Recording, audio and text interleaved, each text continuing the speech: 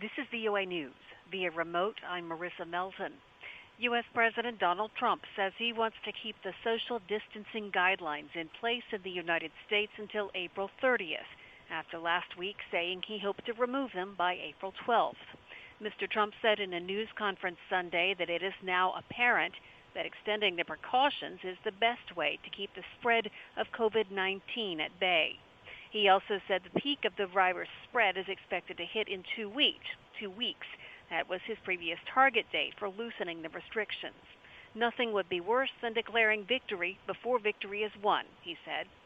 The global total of confirmed coronavirus cases passed 700,000 on Sunday, while White House Coronavirus Task Force member Dr. Anthony Fauci said the United States could eventually have 100,000 to 200,000 deaths and millions of cases of the illness, according to medical projections. That's 50 times the current death toll.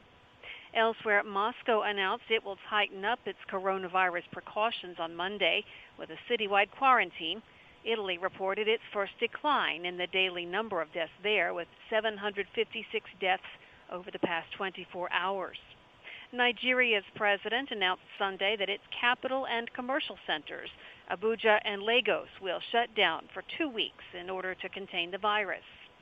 In Great Britain, Prime Minister Boris Johnson, who has himself tested positive for coronavirus, is sending letters out to 30 million homes this week to encourage people to follow guidelines and stay inside to prevent the spread of the virus. North Korean state media says Sunday's test of super-large multiple rocket launchers was a success. North Korea fired what appeared to be 2 short-range ballistic missiles off its east coast on Sunday, the latest in a flurry of launches that South Korea has called inappropriate. VOA News. Saudi Arabia intercepted ballistic missiles fired by Houthi rebels in Yemen, the country's state news agency reported on Sunday. Saudi state news agency SPA reported that Riyadh intercepted 2 ballistic missiles over the capital, as well as over Jizan, a city along the Middle Eastern country's border with Yemen, late on Saturday. Saudi civil defense spokesman Lieutenant Colonel Mohammed al-Hamadi was quoted as saying 2 civilians were slightly injured due to the falling of the intercepted missiles' debris as it exploded in midair over residential districts in Riyadh. The missiles were fired days after all parties in Yemen showed support for a United Nations call for a ceasefire. The UN warned that all parties must stop fighting as the world fights the coronavirus pandemic. Houthi rebels frequently fire missiles into Saudi Arabia, most of which do not reach the capital. The missile attacks come on the 5th anniversary of Saudi Arabia's intervention in Yemen, when Riyadh attempted to restore the country's internationally recognized government. The war in Yemen has killed over 100,000 people, many of them at the hands of Saudi airstrikes. The Afghan government has criticized the Taliban for rejecting Kabul's negotiating team for upcoming intra-Afghan peace talks aimed at ending the nearly 19-year war. Wahid Omar, President Ashraf Ghani's advisor, told reporters in Kabul on March 29th that the Taliban should not make excuses anymore to start the long-delayed negotiations. The talks were scheduled to begin on March 10th, but were delayed due to political bickering in Kabul over the composition of the negotiating team.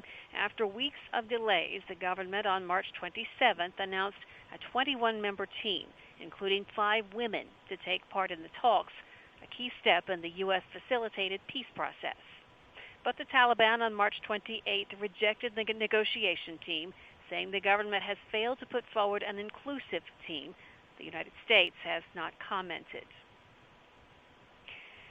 Voters in Mali went to the polls Sunday to elect members of the 147-seat National Assembly. The parliamentary election in the war-torn West African country, which should have taken place after President Ibrahim Boubacar Keïta's 2018 re-election, has been postponed several times since then out of security concerns.